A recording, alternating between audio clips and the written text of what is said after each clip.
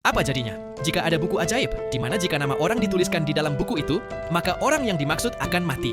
Sebulan yang lalu, pemuda ini berhasil menghack database kepolisian. Dia bernama Light. Light penasaran ingin mencari tahu, apakah para kriminal menerima hukuman yang setimpal. Light terkejut karena ada banyak penjahat yang kasusnya ditutup dan tidak mendapatkan hukuman setimpal. Akibatnya, para kriminal itu masih berkeliaran di luar sana. Untuk membuktikan temuannya ini, Light membuntuti salah seorang kriminal yang tidak dihukum karena kasusnya ditutup, yang bernama Taku. Light sangat marah ketika mendengar Takuo menganggap kejahatannya sebagai suatu yang remeh karena korbannya ketakutan dan tidak ada yang berani menjadi saksi. Sadar ada yang mengamati mereka, Takuo mengancam Light yang ketahuan menguping.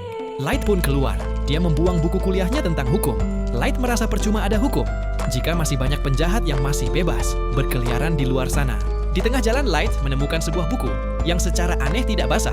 Walaupun sedang turun hujan, buku itu bertuliskan Death Note atau buku catatan kematian. Light pun membawa buku itu pulang.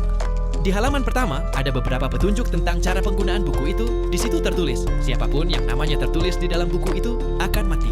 Awalnya Light tidak percaya. Di layar televisi, Light melihat sebuah berita tentang pembunuhan dengan tersangka yang bernama Yosuke. Light pun iseng menulis nama Yosuke di dalam buku Death Note. Keesokan harinya, saat akan sarapan, Light melihat berita di koran mengenai tersangka pembunuhan yang bernama Yosuke telah meninggal.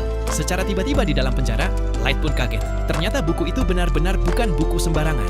Malam harinya, Light kembali bertemu dengan Takuo. Di dalam petunjuk buku Death Note, tertulis kalau buku itu akan bekerja jika sang penulis mengingat wajah orang yang dia tulis namanya, jika ada orang lain yang memiliki nama yang sama, dan sang penulis tidak bermaksud membunuh orang itu, maka orang lain itu tidak akan terpengaruh. Untuk itulah, Light menatap Takuo dengan penuh kebencian.